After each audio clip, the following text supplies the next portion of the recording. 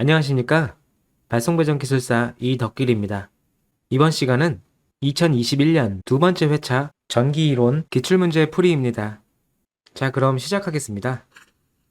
6번 문제입니다. 반지름이 주어지고 권수가 주어지고 기자력, 전류 이런 문제 나왔을 때 먼저 이게 어떤 회로인지 봐야 돼요. 무한장 솔레노이드인지 원형 코일인지 그게 여기 이렇게 나와 있습니다. 그래서 원형 코일이라고 딱 하면은 이 기자력 H는 ER분의 NI가 나와야 됩니다. 여기 위에는 NI로 대부분 같은데 이 밑에가 2파이R이었는지 2파이R이었는지 ER이었는지 이게 헷갈려요. 그런데 원형 코일은 ER로 주어지니까 이게 산업기사 기사에도 계속 이어집니다.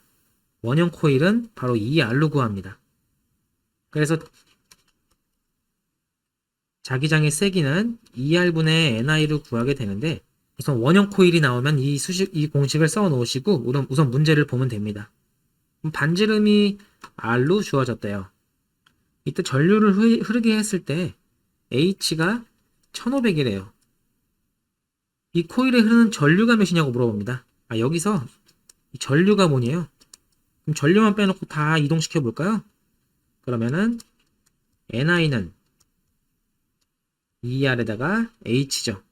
그리고 N까지 이동하게 되면은 I는 N분의 ERH입니다. 여기 50회도 감아놨네요. N이 이렇게 있습니다. 그렇게 해서 계산기에 넣어주게 되면은 50분의 2 곱하기 R이 몇 미터인가요? R이 몇 미터가 아니고 10cm네요. 미터를 넣어주셔야 돼요. 10 곱하기 미터로 해주니까 10에 마이너스 2승 해줘야겠죠? H가 1500입니다.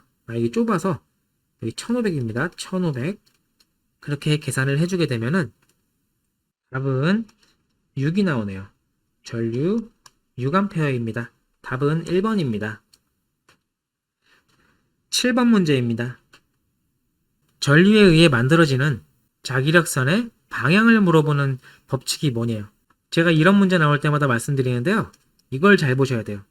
이 법칙에 대해 물어볼 때 방향의 법칙인지 그리고 크기의 법칙인지 포인트가 여기를 잘 보셔야 됩니다. 전류의 방향인지 크기인지 그리고 유도기전력의 방향인지 그리고 크기인지 자, 이 네 개 문제가 돌아가면서 나와요. 전류에 의한 방향 앙페르의 오론나사 법칙입니다. 앙페르의 오론나사 법칙이고 전류에 대한 크기 비오사바르 그냥 답이 이렇습니다. 답이 앙페르의 오론나사 법칙 이렇게 3번이 있죠. 우리 지금 방향을 물어봤으니까 앙페르의 오론나사 법칙입니다. 크기를 물어볼 때는 답이 비오사바르입니다. 그리고 유도기전력 패러데이 렌츠 법칙에서 이 방향을 물어보는 이 법칙은 렌츠의 법칙입니다. 그리고 크기를 물어본다 패러데이 법칙이에요. 이 앙페르의 오론나사 법칙은 이렇게 전류가 흐를 때 도선이 전류가 흐를 때 여기에 엄지손가락을 이 방향으로 대게 되고 이 도체를 나머지 손가락으로 감싸면은 이 나머지 손가락이 가리키는 방향 이게 자기장의 방향인 그런 법칙이잖아요.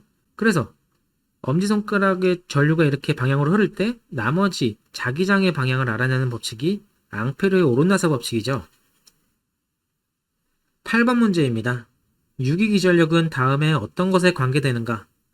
유기기전력 E는 마이너스 N에 dt분의 d파이 마이너스 L에 dt분의 di입니다.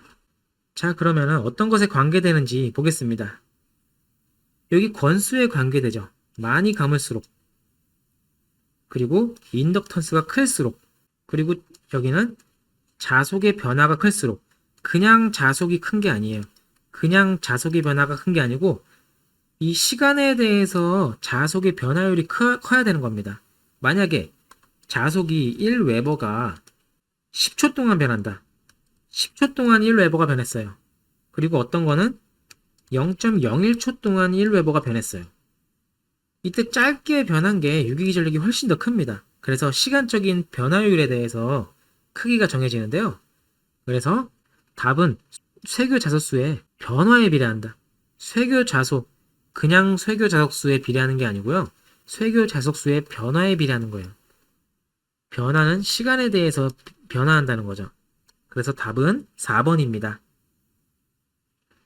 9번 문제입니다. 콘덴서의 정전 용량, 이 C에 대한 설명으로 틀린 것 물어보네요. 콘덴서 정전 용량에 대해서 물어보는데 여기 전압도 있고 전하량 Q도 있고 극판 간격 D도 있고 극판 넓이 A도 있고, 그러니까 콘덴서에 대한 수식을 우선 다 써봐야 됩니다.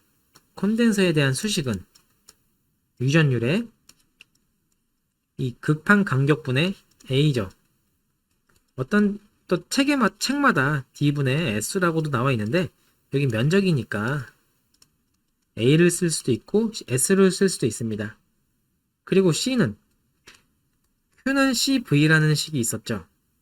그래서 C에 대해서 나타내면은 V분의 Q입니다. 그래서 이 두 수식에 대해서 비교를 해봐야 됩니다. 우선 1번부터 보겠습니다. 전압에 반비례한다.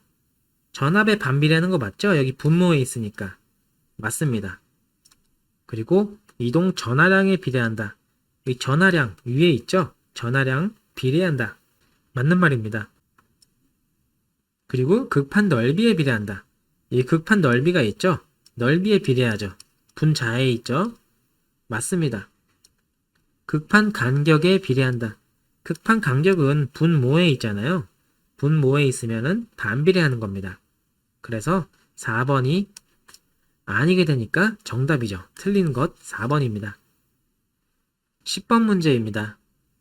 키로이어프의 제2법칙을 가장 잘 나타낸 것.